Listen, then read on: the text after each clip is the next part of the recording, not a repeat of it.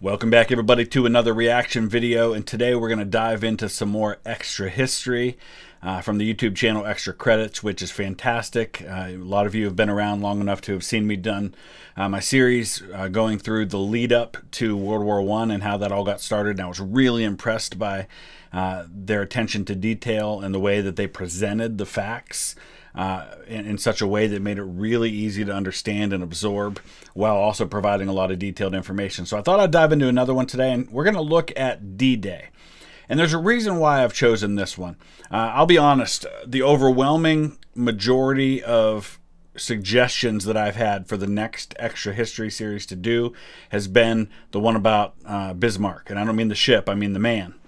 So we are going to get to that, but there's a reason I wanted to do D-Day today.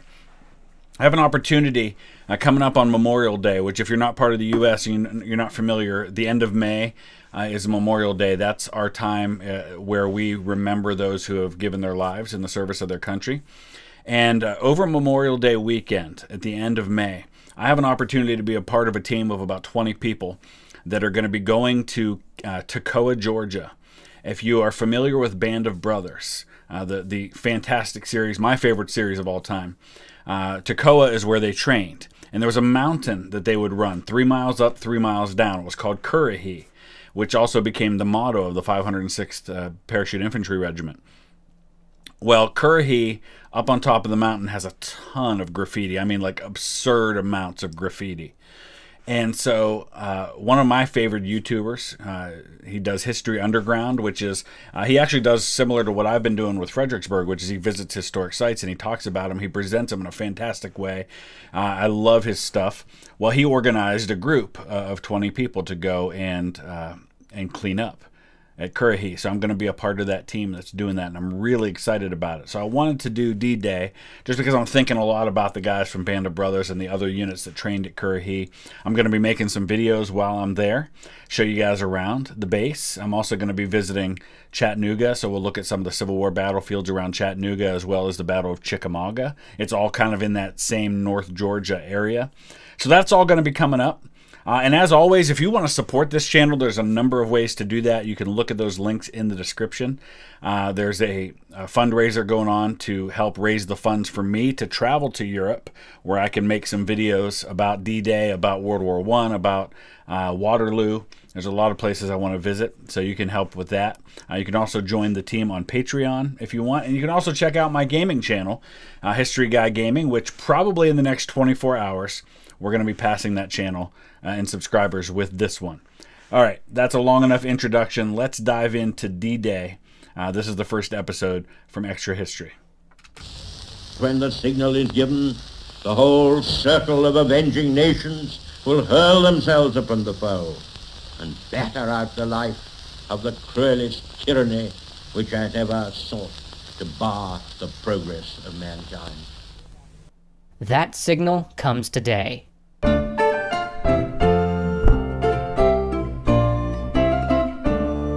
This episode is sponsored by Wargaming. New players can download World of Tanks and use the code NEPTUNE for free goodies. Link in the description.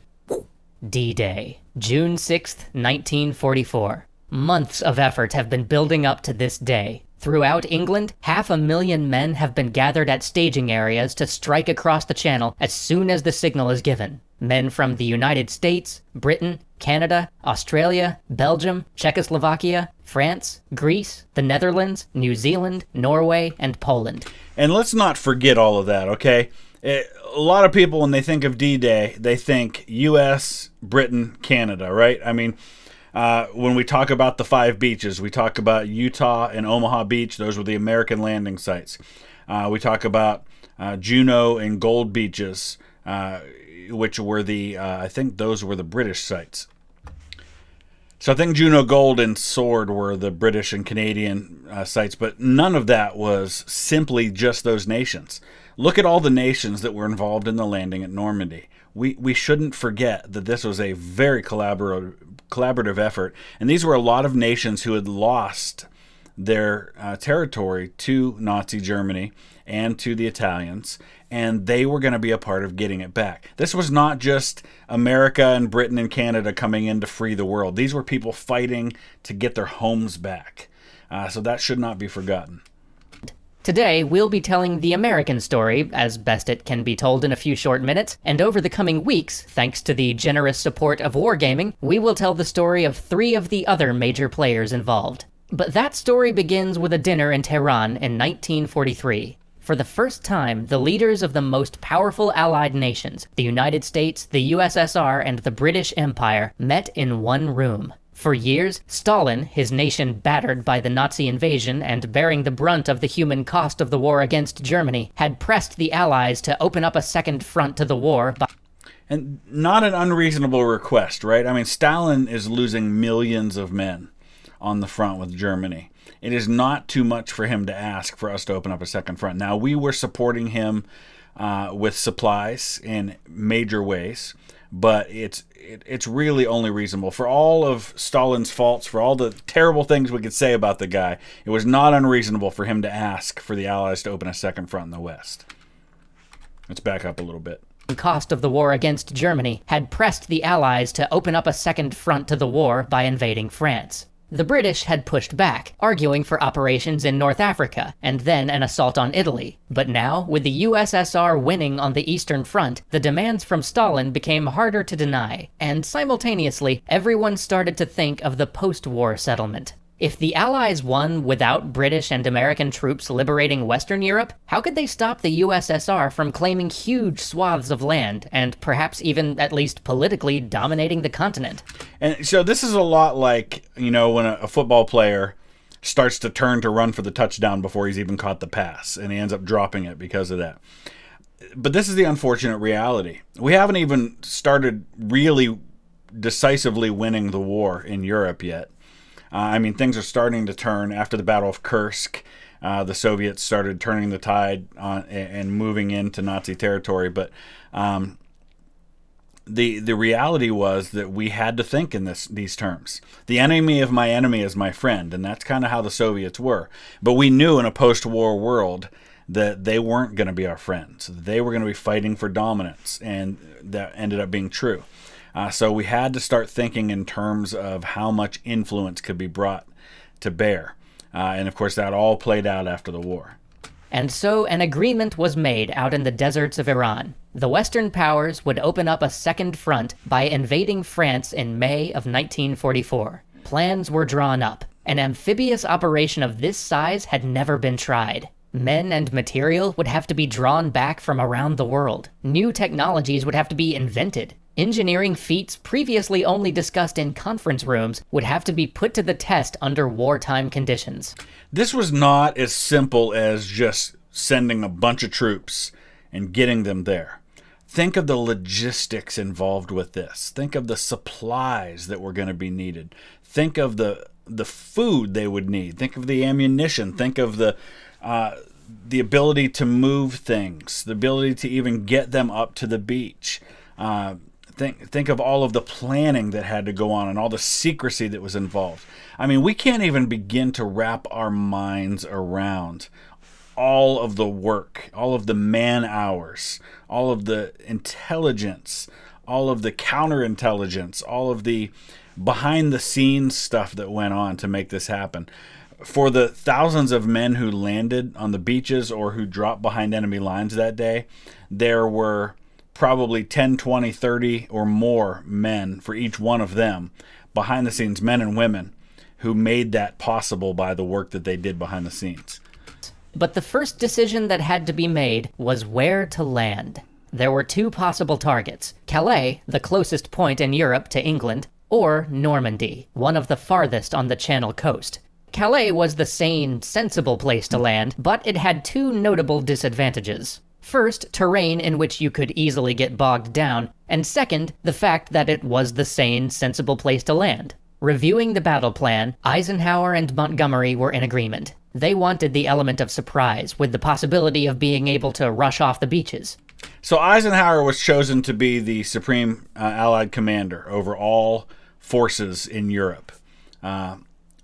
Then beneath him, you had a bunch of basically sub-commanders, and the vast majority of them were British. So Bernard Montgomery was in charge of all land forces. You had another British guy who was in charge of the airborne forces, another one that was in charge of the air forces. And so you had all of these people that were making these decisions at the command level. But Bernard Montgomery was going to be in charge of the land forces, and so he definitely had a lot to say about where that was going to happen. So the decision was made. Normandy it would be. But this would require one of the greatest counterintelligence operations ever attempted to keep the secrets safe, not to mention the equipment and the manpower on an even greater scale. Entire harbors had to be fabricated, which could be shipped over from England. And this was one of the most brilliant parts of all this, these mulberry harbors that they produced. Because until they could capture some of the real harbors, like in Cherbourg, for example, until they could do that, they had to have a way of offloading supplies. They had to have a way to get things like gasoline across. They actually laid pipelines across the English Channel so that they could pump gasoline and oil across to supply the troops. Brilliant, just brilliant things that they came up with. More landing craft needed time to roll off the factory lines, so the operation was delayed until June. Finally, the day arrives, June 4th, 1944. Planes prep, final drills are run through, tens of thousands of men board ships for the invasion, and then the rain starts to roll in. Soon it becomes a storm. Ferocious waves sweep the channel. Clouds completely block the sky. High winds buffet any craft that ventures on sea, land, and especially air. Eisenhower is forced to make the decision. The attack must be delayed. And now the problem was they only had like one more night in which they could do this. If they had to delay again the next night, they were going to have to wait at least 2 weeks because you had issues. On top of everything else, on top of all the stuff we've already talked about, you have to deal with the moon and how much light you have and how much light you want there to be. You have to deal with the tides and when they're at the right point. So they basically had to take all of these things into account. And imagine if you're a soldier. Imagine if you're one of these airborne guys that are all suited up with your, 50 or 100 pounds of stuff that you're taking in your musette bag, and you've got everything ready and your mind is wrapped around what you've got to do. Or imagine you're one of these guys who's gotten onto the boats and you're already loaded up for the channel crossing. You're mentally finally prepared for the fact that most of these guys have never been in combat before. Some had. And then they tell you to stand down for 24 hours. Oh my gosh, that just must have been agonizing for them. Rain continues to pour the next day. A council of Allied commanders is called. If they delay again, they won't be able to launch until July. They need to do the channel crossing at night. They need to do commando raids and minesweeping when the unsuspecting Germans will have the fewest patrols out. But for a crossing of this magnitude, they need nearly full moon visibility. Yep. Even if they did decide to brave a launch without the full moon, tidal conditions wouldn't be right for another 2 weeks. Yep. What do? They've got thousands of men already holed up on boats, getting seasick and nervous and just plain stir-crazy. They've already started moving equipment and forces into staging areas which can clearly only be targeting one place, Normandy. And they've had to alert enough people up and down the chain as to the nature of the operation that with each passing day, the odds of keeping their landing location a secret plummet. And there was actually an American major general, I forget his name, but he was drinking and he started bragging at a party about the D-Day operation, about Operation Overlord and attacking Normandy. And they actually sent him home and reduced him back to his peacetime rank, which was, I think, lieutenant colonel or something, or maybe a major. So he goes from 2-star general all the way down and gets kicked out. And he was actually a good friend of Eisenhower. So these are the kinds of things they're dealing with. But to cross in this weather, that would be madness. Then a captain is ushered in. Stag. He's an RAF meteorologist, and he is about to make what may well be the most consequential weather report of all time. No pressure, right? You're the guy who's... think of the flack we give to weather people, right? When they get it wrong. A couple of weeks ago here in Ohio, where I live, they told us we were going to get like a foot of snow, and we got 1 or 2 inches. And all the weather people were on the news the next day saying, wow, we really screwed up. We got it wrong. We're so sorry. And they don't usually do that, but in this case, they really, really got it wrong. Imagine being this guy. He's a captain. He's a mid-level officer. He's not a general. He's not anybody like at the top of the chain of command. And he's the one who's got to give the forecast upon which this entire operation is going to be based. No pressure. He says he believes it's going to be clear on the 6th. Eisenhower nods. The operation is a go. 6,000 ships begin to steam across the channel. Minesweepers fan out ahead of them, clearing a path. For weeks, the Allied forces have bombed the German Air Force in the region nearly to oblivion. No enemy interceptors exist to spot the waves of gliders and transport planes carrying 17,000 airborne troops. The ships won't reach the beaches until dawn, but the airborne infantry has night work to do. First in are the Pathfinders, the men whose job it is to light the drop zones for all the other parachute infantry. Of the 4 planes carrying these Pathfinders, one overshoots their target, another has to bail before ever getting to France, and the remaining 2 kept most of their signaling gear in the ditched plane. So the Pathfinders, this is a fascinating thing, and I don't think they get enough credit for what they did. They would fly these bombers, right, or these transport planes, I don't remember which it was, and they would tow behind them these gliders. They were part of glider infantry, and the gliders were basically airplanes with no engines. And so they would release them and they would come in and they would basically do almost like a controlled crash landing on the ground. But because they had no engines and no lights, no electricity, anything, they were completely silent. And they would come in and they were the ones who had to put the signals, like he said, for the drop zones. And they were all over the place and got screwed up. But it was dangerous, dangerous work that they had to do. And there was also a lot of debate that happened with I want to say Lee Mallory was the name of the British general who was in charge of the airborne troops, and I think he died in the war later on.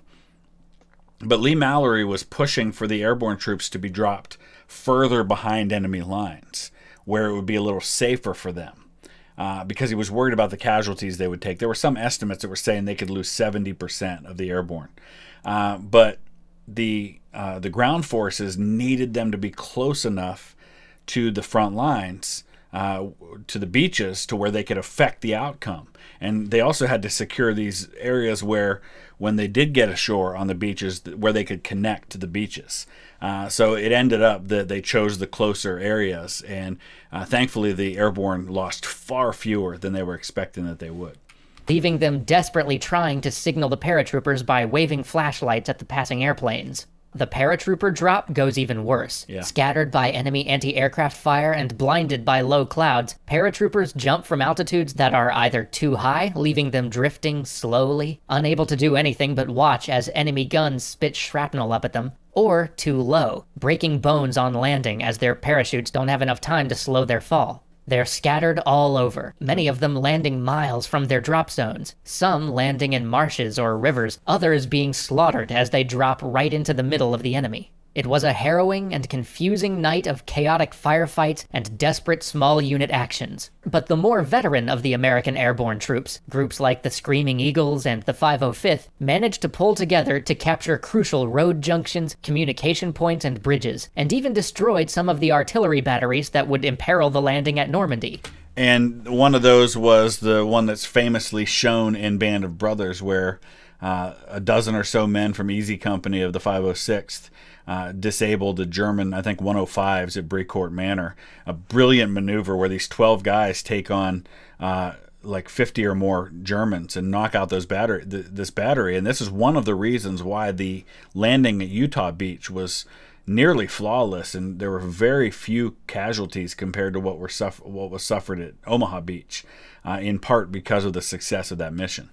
And they would hold fast, delaying or preventing any counterattack that might sweep the impending invasion back into the sea. Then there's the initial bombardment. Allied bombing runs go astray, causing massive damage to the civilian centers in Normandy, but doing little to weaken the dug-in German positions. As dawn breaks, though, the Allied gunners can finally see their targets, and the bombardment becomes far more effective, softening up the beach for the initial assault. But there's little time remaining until the troops' scheduled landing. At 6:30 a.m. on June 6, 1944, the klaxons sound, and the assault craft are released. They plow through the chop, men huddled in their tin shells as German fire pours down, sinking entire landing crafts to the bottom of the sea just off the Normandy coast. Then the assault craft hit the beach, ramps drop, and men charge out. And a lot of these assault craft because when they would open up, especially at Omaha Beach, when they would open up the front of these Higgins boats, the machine guns would just be zeroed in on them, and they would just kill almost everybody in them. So the guys started jumping over the sides. Well, the problem is they were weighed down with so much equipment that a lot of them drowned in the water before they ever got ashore. They also had these tanks that were designed, because it wasn't just infantry. They were sending tanks as well. And they had these tanks that were designed to basically float. And float into shore, and a lot of them ended up sinking before they ever got ashore. A lot of this stuff, even though the technology was incredible, a lot of it did not go according to plan. But things also did, in some ways, went better than expected. But on Utah Beach, things have already gone horribly. The men look around them, and the terrain's all wrong. They've landed on the wrong beach. Luckily for the Americans, the oldest man in the invasion, and the only general to actually join these ground troops, Teddy Roosevelt Jr., happens to have landed with them. And he had to push for this, because he's an assistant division commander. This is Teddy Roosevelt Jr., he's the son of the former president, and he pushed and pushed and pushed to be allowed to land at Utah Beach. Ends up getting the Medal of Honor for his actions that day and organizing things when it was all chaotic on Utah Beach. Sadly, died of a heart attack, I think, a couple of days later, and he's buried over there. His brother was killed in World War I. He was a pilot and was shot down in the last few months of the war. The local commanders ask him what they should do, and living up to his namesake, he simply responds, "We'll start the war from right here." Yep. He correctly assessed that the beach that they'd landed on was actually a better, more easily takeable landing point than the one that the senior staff had assigned them. In a miracle of heroism and logistical coordination, he managed to reroute the entire Utah Beach invasion force to his location, direct the battle, and continuously rally the men as he walked the beach with his cane, waving his pistol. His new Utah Beach would be the first beach successfully overrun, and for his actions there, he would be awarded the Medal of Honor. Only 2 fathers and sons have been given the Medal of Honor in the U.S. military's history. He and his father actually got his after him. Years later, it was actually awarded, I think, by Bill Clinton to Teddy Roosevelt Sr. for his actions at San Juan Hill during the Spanish-American War. The other father and son are Arthur MacArthur and Douglas MacArthur. And Arthur MacArthur, his father, got his in the battles around Chattanooga. I think it was Missionary Ridge, but he was a colonel, one of the youngest colonels in the Union Army, and I think he was like 20 years old, and he led his regiment up the mountain and received the Medal of Honor for his actions that day. Omaha, though, was a different story. Here, the pre-landing bombardment had been even less effective. The seas were choppy, landing craft took on water, and men tried to bail with their helmets. Some of the landing craft sank, and those that landed were filled with retching, seasick men. Much of the armored support that was supposed to follow them foundered in the waves, or simply got picked off as they hit the shore. Soon, the men were all pinned down against a small shingle of land that provided what little cover there was to be found on the beach. Many of the units had taken heavy casualties, and much of the command staff was dead. With units getting washed ashore in the wrong places, or scattered in the desperate scramble to try to get to the small ridge of sand that served as cover, the assault had become hopelessly disorganized. The second wave met with much the same fate. Hopelessly bogged down, withdrawal from Omaha Beach was considered, but it was the vital linking point between the British and American forces. As the day wore on, a number of ranger units began to rally and scaled the bluffs, finally managing to assault German positions on the heights. At the same time, several of the naval ships came dangerously close to the beach to provide more effective support fire just as the German ammunition began to run out. Even after all of this, Omaha Beach wasn't truly cleared by the end of the 6th. But as the sun began to set on those bloodied beaches, it was clear that the American forces were there to stay. Join us next time as we join the British for their covert efforts to keep the biggest invasion in history a secret. Good stuff. And like I said, as always, I highly recommend that you subscribe to Extra Credits. They have fantastic stuff, and every video of theirs I've watched so far has been really well done. You can tell they know their stuff, and they present it in such a way that allows you to really easily connect to it. So I'm very, very proud to continue to recommend them. I'll put the link in the description to the original video for this content. Make sure you give them a like and a subscribe. Check out the links in my description below, as I mentioned before. Thank you for watching, and we will be back with the next episode in a couple of days.